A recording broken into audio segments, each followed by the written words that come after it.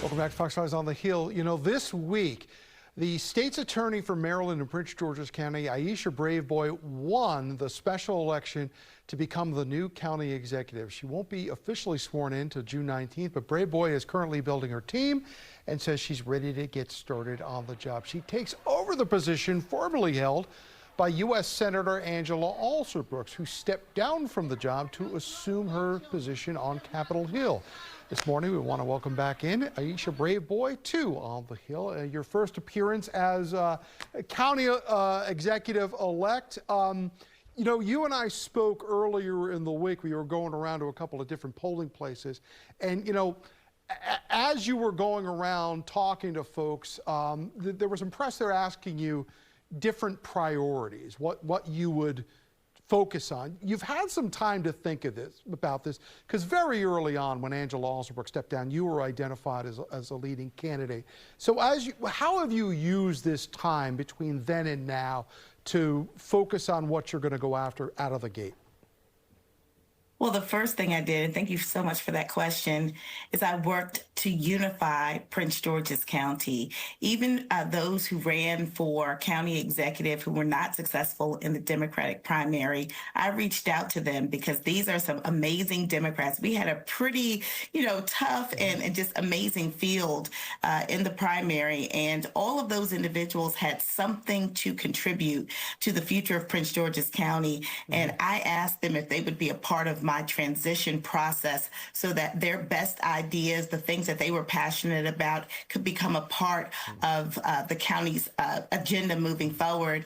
And they stepped up to the plate and did just that. So we are unifying the county. Right. I have met with the county council. They're on board, the school board. So we're all working together. And so what you will see in the future is a Prince George's County focus on serving people and not our individual interests. As state's attorney, you come into this job with a background in law enforcement, and time and time again, yes, we hear from folks that is a big priority of theirs. We've had these incidents in the last couple of weeks of teenagers in National Harbor causing problems down there. There's been curfews that have been put into place to try to address that. What's your priority? What's your message on what law enforcement is going to look like in Prince George's County under the county executiveship of Aisha Braveboy?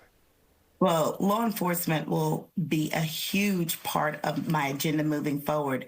We will work not just with Prince George's County Police, but with all of our municipal policing agencies. We will be a unified police force here in Prince George's County, all working to lower crime. Now, crime has come down in Prince George's County over the past couple of years. We've seen some great strategies in place. My office has been aggressively prosecuting individuals committing carjackings and other violent crimes. And so we see those violent crime numbers going down. But if you are a victim, you don't want to hear about stats. You want to know what's going to happen with your case and why did this happen to you? And so we are going to be more present. You will see more community policing. You will see more patrols on the street, and you will know who your community officers are. I think it's very important that people feel comfortable in their communities, in their places of business. So we will be more present, we will be more collaborative, and we will be more focused on bringing down crime. Look, you ran for county executive, not superintendent of schools, but schools get a lot of attention in Prince George's County. This past week, there was a vote of no confidence in the superintendent by the union there. What concerns do you have about what's been going on in the schools? Because this is an ecosystem. What goes on in the schools affects the community. It affects a lot of things. Look, I'm a product of the Prince George's County public school system, so I am personally committed to ensuring that the children growing up here have the same quality education that I had growing up here.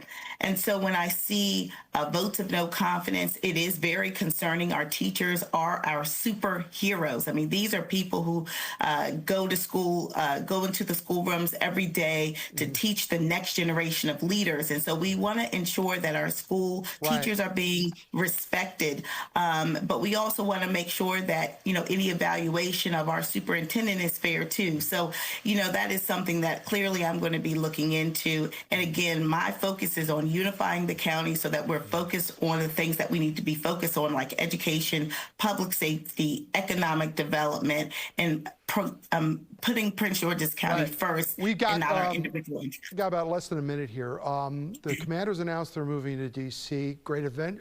Six Flags said they were going to be moving out. You've also got the FBI headquarters not going to be coming to Prince George's County. In about 30 seconds, do you look at these as problems or opportunities?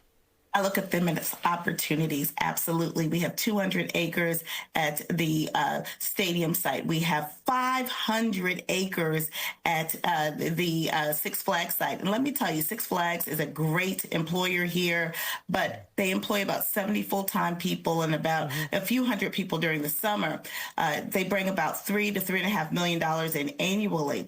With 500 acres of prime property, I think that we can find uses that are year-round that will generate more tax dollars for Prince George's County. I think talking about a roller coaster is a fitting end. We thank you so much, Aisha Braveboy, the county executive-elect, for joining us live this morning. We thank you as well.